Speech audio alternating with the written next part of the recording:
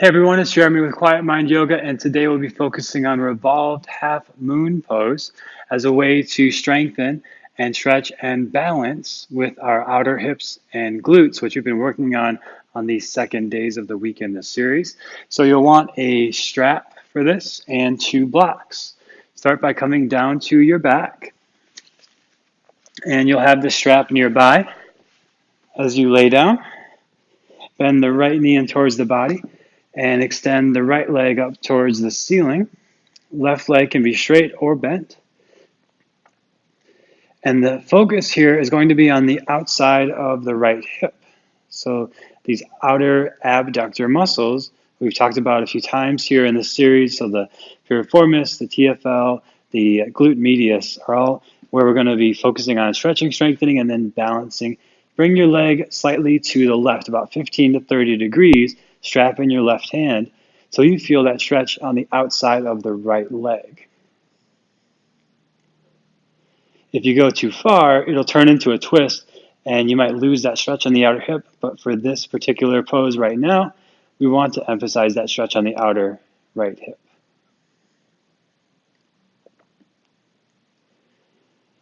When we get to revolved half moon later, and as you may have experienced before, if you've done that pose a lot, this is the area that's really has to be engaged and stable and strong to be able to balance us in the posture. And then we'll come back to center, release the leg down, other side, left knee in, strap to the arch of the foot, right knee is bent or straight, either way is fine. Strap is on the arch of the left foot. And then left leg will come 15 to 30 degrees to the right until you feel that stretch on the outside of the left hip. Shoulders stay relaxed, of course. Minimal effort in the upper body, just enough to hold the strap there, to hold the leg there, to emphasize the stretch on the outer left hip.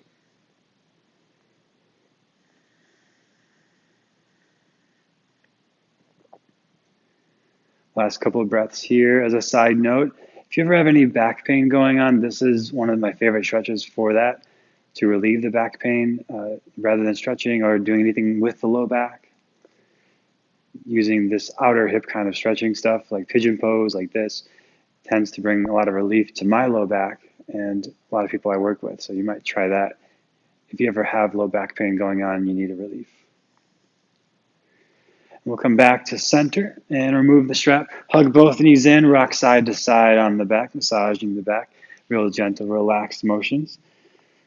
And then from here, left foot down, right ankle over left thigh. Reclined pigeon, bring the left knee in.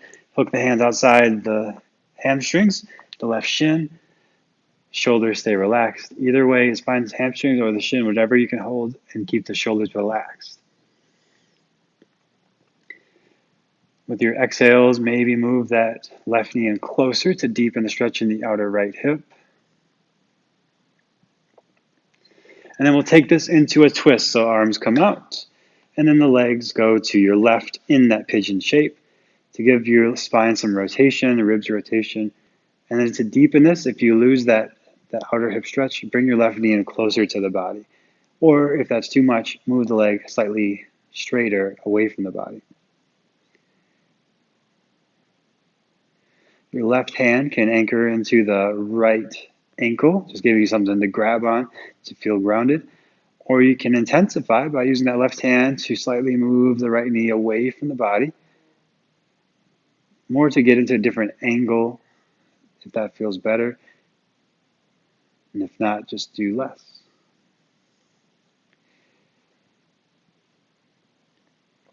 And we'll come back to center, cross right knee over left, reclined Gomukhasana, Supta Gomukhasana, reclined cow face pose. So you're holding on the shins, the legs are crossed, almost like Garudasana, eagle pose.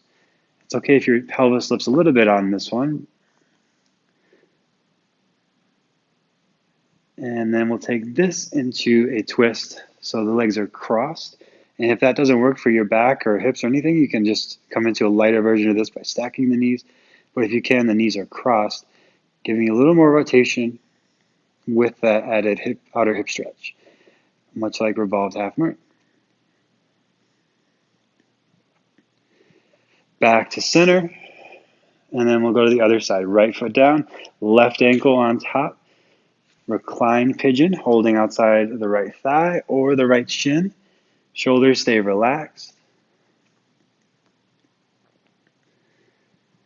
With your exhales, maybe that right knee moves closer into the body, intensifying. Or if it's already too much, you can do less by holding the thigh instead of the shin, making sure the shoulders stay relaxed.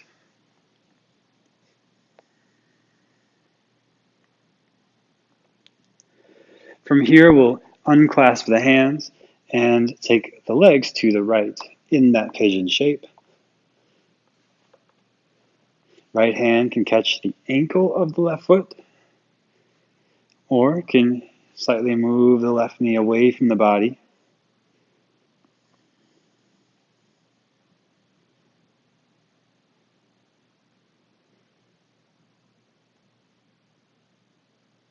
And then we'll come back to center, Supta Gomukhasana. So the knees are over each other like eagle pose. Hold the shins, opposite, or not opposite legs. Right arms to left leg. Oh, that is right arm to left leg, left arm to right leg. And then bring the knees in any amount towards the body and the hips towards the ground, intensifying this outer hip stretch on the left side. And then we'll take that to a twist to your right. Left knee stays on top. Unless that doesn't work for some reason, then you can just stack the knees and get a similar stretch. With the left hip on top, crossing the legs, you get more of this outer hip stretch and the rotation, which is key to, those two things in combination are key to revolved half moon. Your head can turn away from the knees to the left for full rotation of the spine, so every part of the spine is in some degree of rotation. If that doesn't work for your neck, just keep it neutral.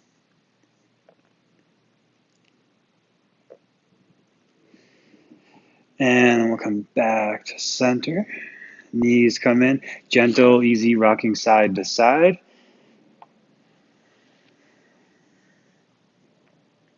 And then from here, knees in, rock forward and back along the length of the spine, massaging from tail to shoulders, keeping the chin tucked in.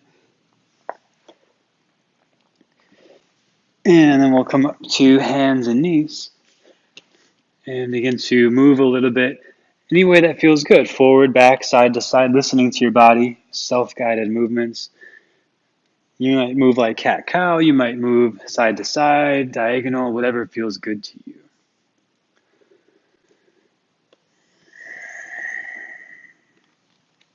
Listen to your body, listen to your breath. There's no right way to do it. And we'll come to a neutral spine and begin to move with the breath in a little more controlled way as you inhale, cow pose. As you exhale, cat pose, rounding the back. Continue with your breath. Inhale to cow and exhale to cat. A couple of rounds just like that.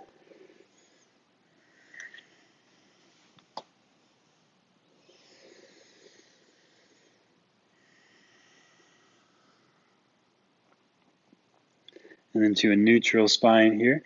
Lift the right leg straight back, strengthening this area. Again, that's going to be working pretty hard in revolved half moon.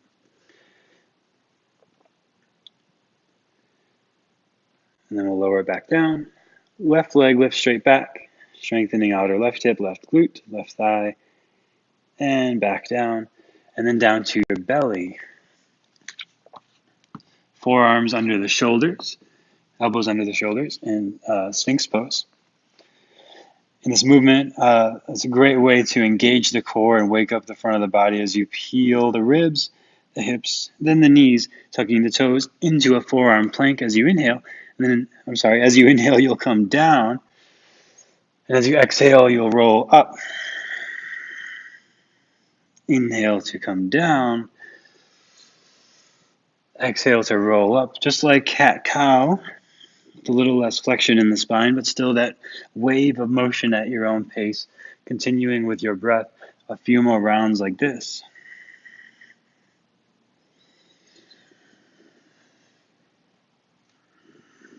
Next time you come to forearm plank, we'll stay there. And then maybe a little more challenge, lift your right foot just a little off the ground and then switch sides. Left foot just a little off the ground. And then lower it down, come down to your belly, and then stack the hands under the head and rest for a moment.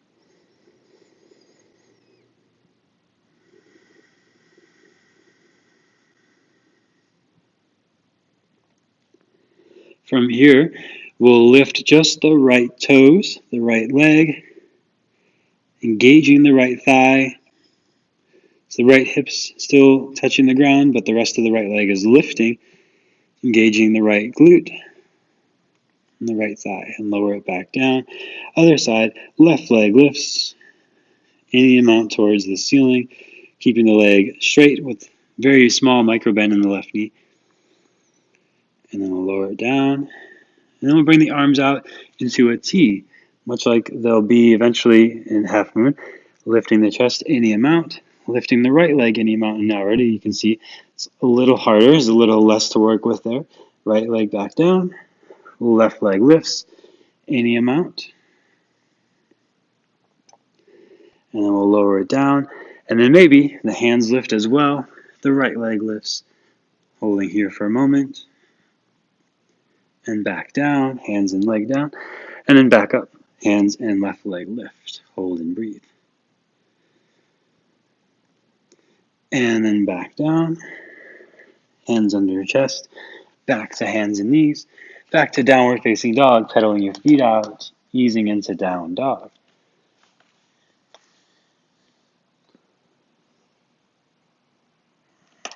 Settling into down dog, look between your hands, step your right foot forward, left knee down into a lunge, hands come up to the hips or arms overhead in Anjaneyasana low lunge. With your exhale, step forward into a forward fold at the front of your mat. With your inhale, lift halfway up. And with your exhale, fold in. Inhale in the fold. And exhale, step your right foot back, right knee down. Arms up alongside the ears or hands to hips, Anjaneyasana. Deepening the bend in the right knee, holding for a moment. And then forward fold, step to the front of your mat. As you inhale, lift halfway up. And as you exhale, fold over the legs. Inhale to reach all the way up, reach to the ring fingers to extend the arms. And exhale, hands to heart. Inhale, reach the arms up. Exhale, forward fold. Inhale, half lift. And exhale, step back to plank pose, shoulders over wrists. Holding for a moment here, lift the right leg straight back, any amount. Lower it down, lift the left leg straight back, any amount. Lower it down, chaturanga or belly. We'll all meet on the belly. Baby cobra, lift the heart forward and up, minimal weight in the hands. Lift the feet as well.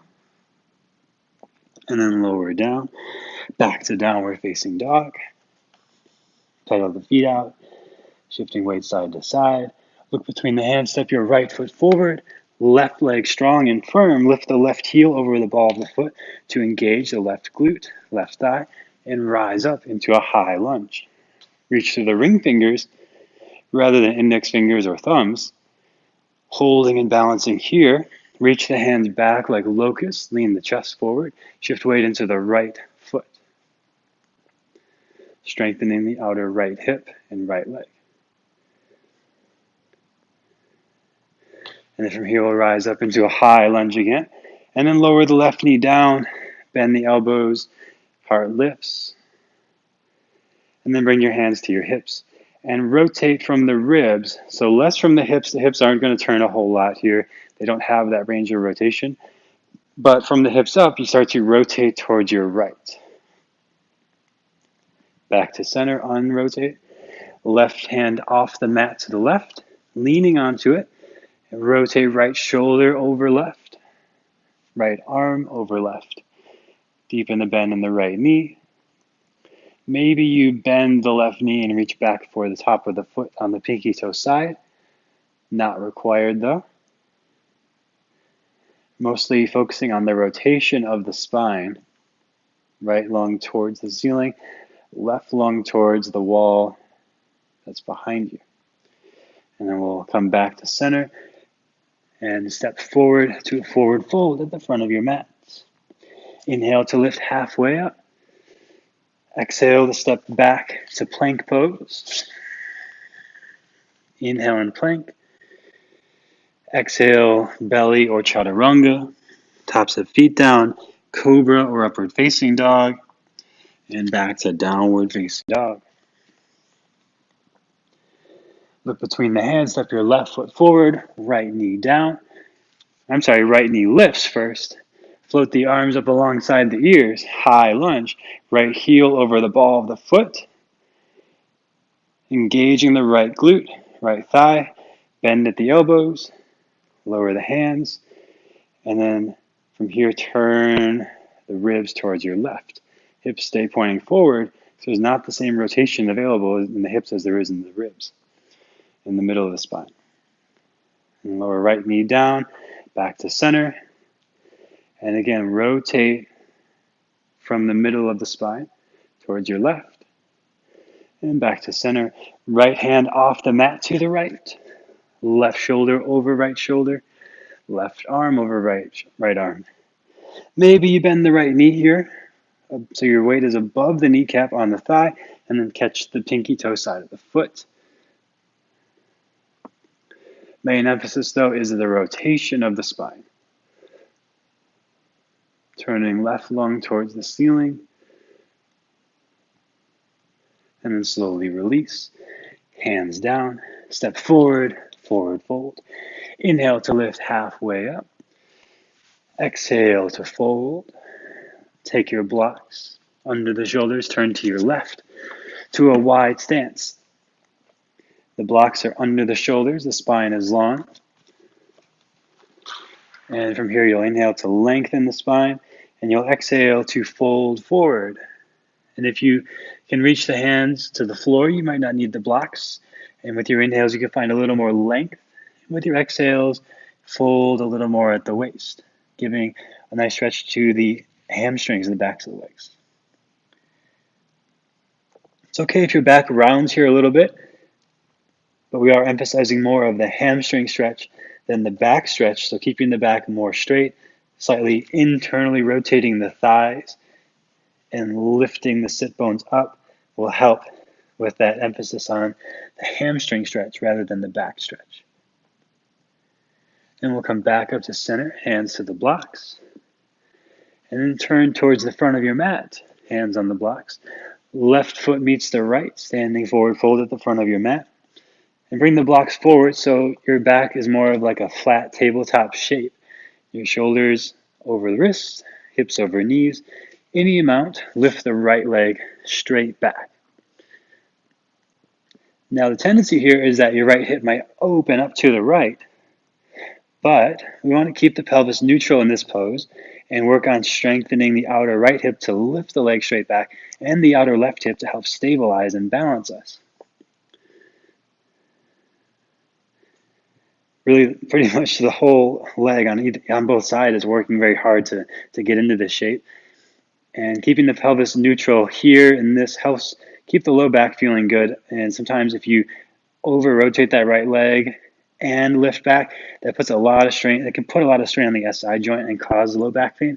So we want to keep the right toes pointing straight down, right hip pointing, right knee, all pointing towards the direction of the ground in the same direction. Lower right leg back down. Center again, hips width feet. Left leg lifts straight back. Again, tendency might be you can go higher if you open that hip out to the left. But for what we're working on today, we want to keep the left toes pointed down, the left hip pointed down, and lifting straight back.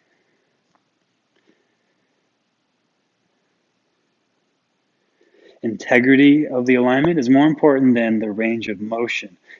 So focus on the integrity of hips, knees, and toes pointing straight down, and the height will come later, if at all. Right? It doesn't even matter. It's trying to force ourselves into shapes is not helpful for the body.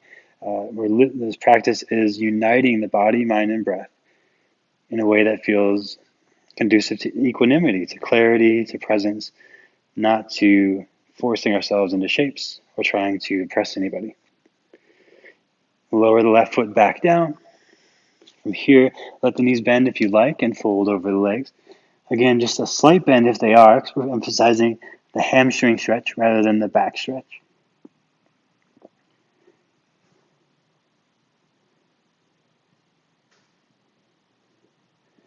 And then from here, hands on the blocks again, extend the spine. Bend at the knees, chair pose, hands at the heart. We did this before, a little bit of strengthening the legs and the outer hips again, and the glutes. Shift weight into your right foot, left heel lifts, left foot just hovers off the ground, deepen the bend in the right knee, no weight in the left foot, strengthening right leg. Other side, left foot down, right foot hovers, left knee bends deeply until you feel that engagement and strengthening of the left leg. Back down and forward fold. And here, if you can touch your big toes, press into the big toe mound. If not, just look at that space and with your toe, press it down. So we want that to balance. This is one of the easier balances because we're working into it with a block. But in all balancing postures, we want that awareness of that first metatarsal, that big toe mound, to root down. So back up into our tabletop shape with the spine. Right leg stays rooted down into that big toe mound we just touched. Left leg reaches straight back any amount like we just practiced. Now we add the rotation of the spine. Left hand stays on the block. Right hand comes to your low back. Right shoulder opens over left shoulder. Maybe right arm over left arm. Left heel lifting. Right chest opening. Left hand pressing down. Right fingers reaching up. And then back to center, and lower the left foot down. Inhale to lengthen spine. Exhale to fold at the waist just for a moment. Inhale to lengthen spine. Left big toe roots down. Right leg lifts back any amount. Right hand roots down on the block. Left hand to your low back so that your rotation is not coming from the pelvis. It's coming from the ribs.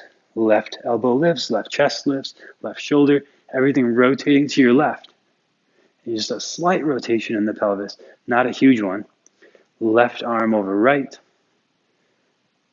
Revolved half moon.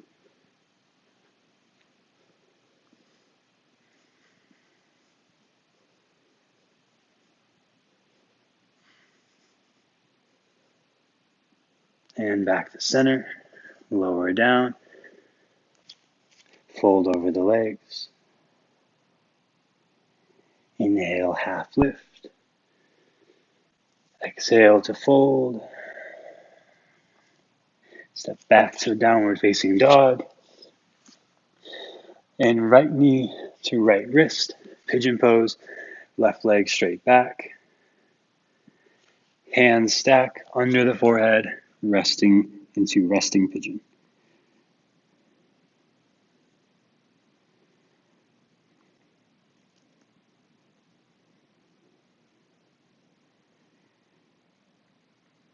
Walk the hands back in.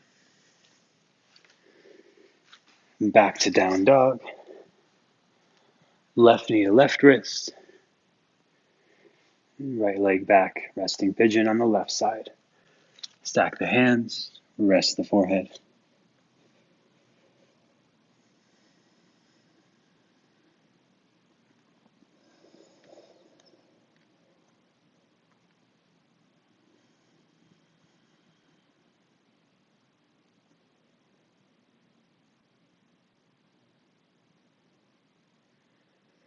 Back up to the hands. Back to seated. Taking a moment here in the comfortable seated posture. Hands on the knees, palms up or down. Eyes closed or resting on a single point in front of you.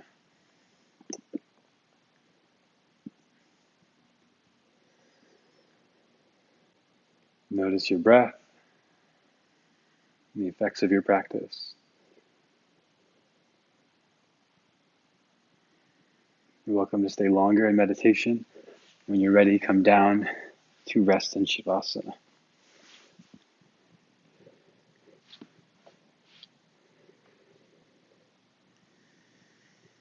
Make any last adjustments that you need to, letting your body be still and heavy.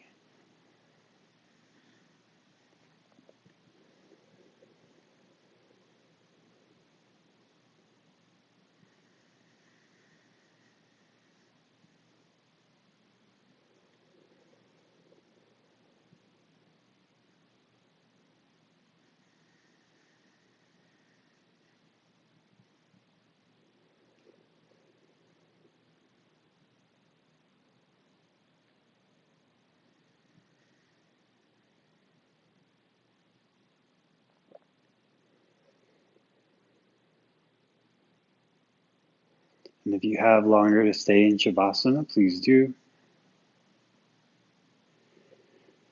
But if you're ready to complete your practice, mindfully transition.